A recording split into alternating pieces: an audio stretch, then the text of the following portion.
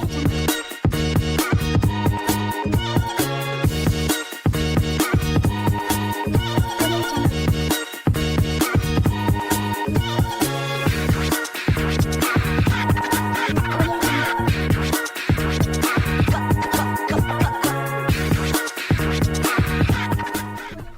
warahmatullahi wabarakatuh. Kembali lagi berjumpa di MP Voice, Open Your Mind and Get Inspired.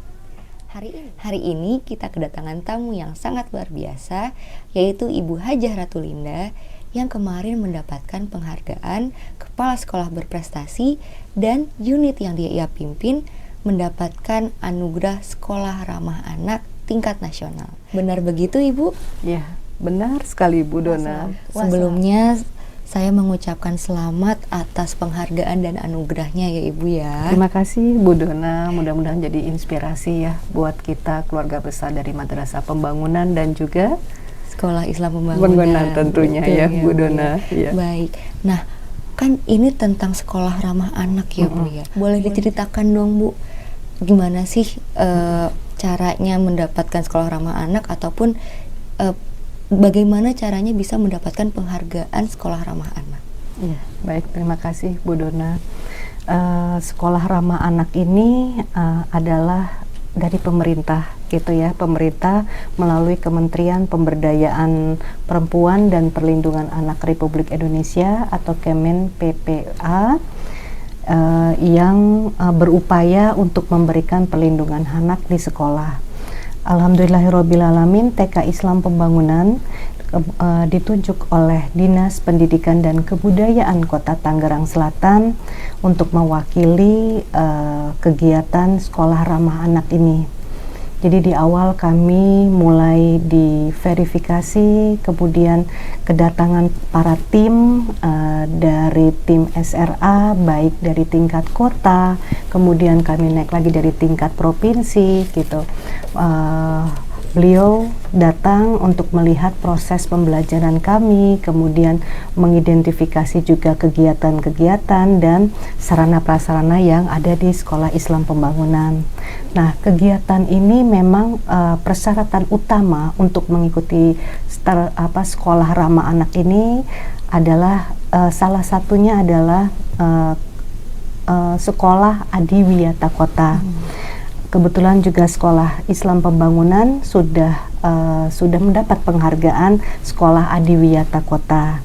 Nah, dari penghargaan tersebut akhirnya kita mewakili atau sekolah yang kita cintai ini mewakili untuk ke tingkat kota, kemudian naik lagi ke tingkat provinsi dan alhamdulillah sampai ke tingkat nasional. Adapun rangkaian kegiatan ini luar biasa Bu Dona. Kami mengikuti tahap demi tahap, prosesnya luar biasa gitu ya. Kemudian juga dokumen-dokumen atau komponen yang harus kami persiapkan juga sudah kami siapkan semuanya. Di depan kita bisa kita lihat Bu Dona, ini adalah dokumen komponen sekolah ramah anak TK Islam Pembangunan yang sudah kami persiapkan semuanya. Dan dokumen-dokumen ini kemudian kami kirim by email kepada pihak panitia. Dan alhamdulillah 3 hari setelah setelah 3 hari acara tersebut kami barulah keluar hasilnya. Dan hasilnya alhamdulillah TK Islam Pembangunan terstandarisasi sekolah ramah anak tingkat nasional dengan nilai 83,7%. Wah, luar biasa sekali. Berarti dari awal sudah ada proses dan kita selalu sabar ya Ibu ya untuk proses-proses tersebut. Nah, ngomong-ngomong kegiatan nih Bu, apa sih program unggulan dari TK Islam Pembangunan itu sendiri? Boleh diceritakan Ibu? Baik, terima kasih Bu Dona. Jadi TK Islam Pembangunan sesuai dengan tagline-nya berkarakter modern inklusif dan sesuai juga dengan visi dari TK Islam Pembangunan yang berisi tentang mengapresiasi potensi peserta didik. Nah, di mana kami mengapresiasi potensi peserta didik ini dengan program-program ekstrakurikuler yang kami buat dan kami rancang. Adapun ekstrakurikuler TK Islam Pembangunan ada ekstrakurikuler robotik. Nah, ini adalah daya tarik dari orang tua untuk bisa menyekolahkan atau bermain di sekolah yang kita cintai ini. Di dalam kegiatan ekstrakurikuler robotik ini, anak-anak bisa kita lihat pembentukan karakternya. Anak-anak dengan sabar menunggu giliran untuk bermain, kemudian juga dengan sabar anak-anak bermain bersama dan saling bekerja sama gitu dalam pembuatan robot-robot ini. Kemudian juga ada ekstrakurikuler menari, di mana anak juga harus mengikuti ya instruksi dari bu guru, dan alhamdulillah mereka dengan nyaman, senang mengikuti ekskul menari ini. Dan ada ekskul futsal. Nah, ini futsal juga sama, karena di dalam kegiatan futsal ini anak-anak berlatih ya, baik itu berlatih motoriknya, juga mereka bekerja sama dengan tim, ya kan. Nah, di sini dan terakhir adalah ekstrakurikuler mewarnai. Di dalam mewarnai juga sama, melatih anak-anak untuk kesabaran dan menyelesaikan tanggung jawab, dan terakhir pasti mereka ada rasa percaya diri dengan hasil yang sudah mereka lakukan. Dari rangkaian kegiatan ini penerapannya sudah terbentuk karakter ya. Jadi kami juga tetap memberikan karakternya. Nah, adapun program-program lain selain tadi kegiatan ekstrakurikuler, kegiatan yang atau program berikutnya adalah kegiatan kami juga mengedepankan habitual curriculum. Habitual curriculum. Ya, itu adalah anak-anak pembiasaan ya sejak dini, bagaimana kita mengenalkan seperti sholat duha bersama-sama di pagi hari, kemudian nanti juga ada sholat zuhur setelah rangkaian kegiatan berakhir, ditutup dengan sholat zuhur bersama-sama. Kemudian juga ada anak-anak kami kedepankan magic word. Magic word. Di mana magic word ini kata-kata seperti terima kasih, permisi, maaf, dan maaf, tolong, terima kasih, permisi ya. Itulah yang harus kita kuatkan untuk kepada anak-anak semuanya, agar selalu terbiasa untuk mengatakan magic word ini ya, Ibu. Betul ya, itu yang kami kedepankan. Kemudian kami juga berharap profil atau lulusan dari TK Islam Pembangunan ini menjadi pribadi, anak-anak yang pribadinya yang berakhlak mulia gitu ya, dan bisa bermanfaat bagi lingkungannya. Seperti itu. Bu. Kalau ada karakter-karakter yang sangat spesifik seperti itu Ibu yang sudah tadi Ibu sebutkan, apa sih Bu metode atau kurikulum yang terselenggara di TK Islam Pembangunan itu sendiri? Boleh disebutkan mungkin Bu? Oke, baik Bu Dona. Kalau metode sebelum pandemi kami menggunakan sistem sentra Bu Dona ya. Sentra di sini adalah wadah yang abstrak, tempat guru untuk menyediakan banyak rangkaian kegiatan anak-anak yang secara langsung permainannya gitu. Dan ini di tempat TK Islam Pembangunan ada 7 sentra yang kami jalankan. Ada sentra memasak, sentra persiapan bahan alam, sentra balok, main peran, imtak, dan sentra seni. Itu sebelum pandemi ya Bu Dona. Nah, kemudian kegiatan-kegiatan itu semuanya tetap terintegrasi dengan perkembangan dan disesuaikan juga dengan kurikulum nasional gitu. Dan kami juga tetap mengupayakan di dalam kegiatan tersebut itu sesuai dengan gaya belajar peserta didiknya. Seperti itu Bu Dona. Wah, luar biasa sekali ya Bu ya.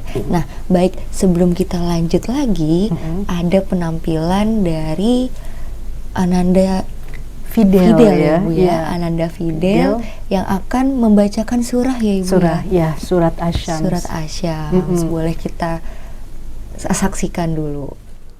Assalamualaikum warahmatullahi wabarakatuh. A'udzu billahi minasyaitonir rajim. Bismillahirrahmanirrahim. Wasyamsi waduhaha wal qamari idza talaha wan nahari idza jallaha wal laili idza yaghshaha was-samaa'i wa ma banaha wal ardi wa ma tahaha wa nabsin wa ma sawwaha fa'alhamaha fujuraha wa taqwaha qad aflaha man zakkaha wa qad khaba man dassaha kazzabat Samud bitaqwaha idzin ba'asa asyqaha faqala lahum rasulullahi naqatallahi wa zukayaha fakazzabuhu fa'aqaruha fadamdama alaihim rabbuhum bidambihim fasawwaha wala yaghafu uqbaha. Shadaqallahul adzim. Wassalamu alaikum warahmatullahi wabarakatuh.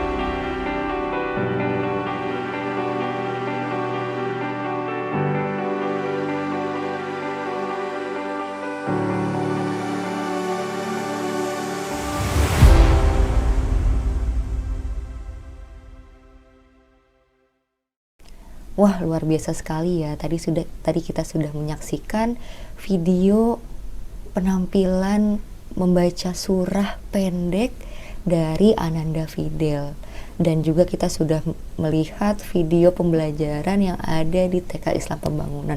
Luar biasa sekali nih, Bu. Masya Allah. Ini ya. apakah salah satu program unggulan juga ya, Bu, ya, berarti dari habitual curriculum tersebut? Ya, benar Bu Dona. Itu adalah salah satu dari program unggulan kita, hafalan surat-surat pendek, surat-surat pilihan juz 30. Iya, itu. Dan kami juga menerapkan tilawati dengan nada ros, gitu. Seperti tadi kan kita menyaksikan ya bagaimana Ananda Fidel menyapa salamnya, ya kan, dengan irama atau dengan nada rosnya, gitu. Seperti itu Bu Dona. Nah itu, dan untuk pembelajarannya memang saat ini di tahun pelajaran 2022-2023 kami masih tetap menggunakan sistem hybrid learning. Jadi masih kita gunakan nih Bu, karena kan jargonnya madrasah pembangunan, madrasah digitalnya. Nah itu, jadi kami tetap menerapkan dan masih menjadi distingsi dari TK Islam Pembangunan, gitu, bahwa TK Islam Pembangunan menerapkan sistem hybrid learningnya. Seperti itu. Kira-kira nih Bu, apalagi sih perbedaan atau distingsi dari TK Islam Pembangunan dengan TK-TK yang lain? Boleh disebutkan mungkin Bu, boleh diceritakan mungkin? Baik, tadi kan sudah ya salah satunya kita sistem pembelajarannya menggunakan hybrid learning ya. Kemudian juga guru membuat video praktik pembelajaran yang dibuat oleh masing-masing guru. Kemudian diupload di YouTube. Nah, kemudian juga guru wajib membuat buku pembelajaran. Nah, kami tantangannya berat sekali gitu ya. Selain kami membuat video praktik pembelajaran, juga membuat buku. Buku di sini adalah inovasi yang sudah dilakukan oleh guru-guru seperti Ibu Neni Nasriah membuat buku tentang pembelajaran menyenangkan dari sudut kelas virtual. Jadi kegiatan yang tahun lalu pandemi itu dituangkan di dalam pembuatan bukunya gitu. Dan kebetulan juga Bu Neni ini meraih juara pertama kemarin lomba HUT MP itu ya Bu ya, gitu. Jadi nggak hanya kepala sekolahnya aja dan sekolahnya aja nih yang mendapat anugerah dan penghargaan, tapi gurunya juga. Gurunya juga, iya. Luar biasa sekali. Mungkin ini juga menjadi salah satu faktor mengapa TK Islam Pembangunan ini bisa survive ya Bu di masa pandemi kemarin. Boleh diceritakan nggak Bu, bagaimana sih caranya survive saat pandemi? Karena kita seperti yang kita tahu ya Bu, sekolah-sekolah lain kan banyak yang tutup ya Bu ya, apalagi di tingkat TK seperti itu. Betul. Boleh diceritakan Bu bagaimana cara beradaptasinya kemarin? Ya, baik. Di masa pandemi ini adalah masa istimewa ya bagi kami, khususnya guru-guru, dan khususnya lagi adalah Taman Kanak Pendidikan Anak Usia Dini. Nah, TK Islam Pembangunan juga terdampak dengan adanya pandemi ini gitu, dimana semula bisa kita kegiatan-kegiatan itu bisa dilakukan secara langsung, namun saat pandemi kegiatan langsung dilakukan dari rumah gitu, bu guru dari sekolah dan anak-anak dari rumah. Nah, kami bersama dengan Yayasan Syarif Hidayatullah Jakarta dan manajemen Madrasah Pembangunan segera membentuk tim ad hoc, yang dimana tim ad hoc ini mempersiapkan proses-proses pembelajaran, kemudian kurikulum yang digunakan tuh kurikulum yang esensial bagi anak-anak, kemudian juga merancang media atau bahan-bahan ajarnya. Nah, inilah upaya kami bagaimana proses pembelajaran tetap bisa berlangsung walaupun anak-anak dari rumah dan guru dari sekolah gitu. Adapun kegiatan atau metode yang kita gunakan saat itu adalah dengan metode blended learning, e-learning dan digital learning gitu Bu. Ini menjadi tantangan tersendiri ya, khususnya buat TK dan guru-guru tentunya, di mana guru-guru dituntut untuk mampu melakukan teknologinya, menguasai IT-nya gitu ya Bu ya, dan bisa tersampaikan juga apa yang kita berikan kepada anak-anak. Nah, kenapa kami bisa survive? Kami masih memberikan program-programnya Bu, tidak kami tinggalkan. Jadi tidak hanya sekedar say hello atau nyanyi gitu ya, tapi kegiatan-kegiatan seperti sholatnya itu tetap kami terus pertahankan. Kemudian SOP, standar operasional, ketika anak-anak ingin bertanya apa yang harus anak-anak lakukan gitu ya. Kemudian ketika anak-anak sudah menyampaikan sesuatu, apa yang harus mereka ucapkan, ya pastikan terima kasih Bu Guru atau izin Bu Guru gitu, mau ke toilet. Nah itu kan salah satu ya pembentukan karakter yang terus kita berikan. Kemudian kami juga tetap memberikan Student of the Month. Nah ini juga menjadi unggulan kami, di mana penghargaan kepada peserta didik yang telah mencapai karakternya gitu Bu. Misalnya Ananda sudah berani mengungkapkan, itu kan juga bentuk apresiasi yang bisa kita berikan kepada anak-anak. Jadi apresiasi ini bukan hanya mereka menang dalam segi akademik atau non akademiknya, tapi juga dari segi karakternya yang harus kita berikan apresiasi seperti itu, Ibu. Karena itu akan selalu teringat ya Bu. Betul, ya. Apalagi siswa-siswa ini sedang pada masa keemasan atau golden age. Hal-hal yang seperti ini pasti akan selalu diingat. Dan mereka akan selalu menghargai dirinya, karena pihak sekolah saja menghargai dirinya seperti itu ya. Betul Bu. Jadi dengan penghargaan itu kami memberikan setiap bulannya kepada orang tua, dan itu kami buat dari Canva ya Bu ya. Seperti itu. Jadi agar menarik ya. Jadi nanti dipajang gitu ya Bu. Dipajang, betul Ibu. Kemudian juga kami selain Student of the Month, kami juga memberikan semacam surat-surat pendeknya yang untuk bisa dihafalkan dalam bentuk voice note-nya gitu Bu. Jadi tidak hanya membaca gitu ya Bu ya, tapi lewat praktek gitu, atau yang bisa didengarkan secara audio betul ya, audio visualnya. Jadi dengan adanya suara Bu Guru kan diharapkan anak-anak lebih semangat lagi dalam menghafal surat-surat pendeknya gitu Ibu. Nah kemudian juga yang terakhir, karakternya tetap kami juga berikan seperti yang tadi tuh Bu, magic wordnya ya, terima kasih Bu Guru, terus pamit Bu Guru, terus maaf kalau mereka ada tolong, terima kasih dan permisi ya, permisinya.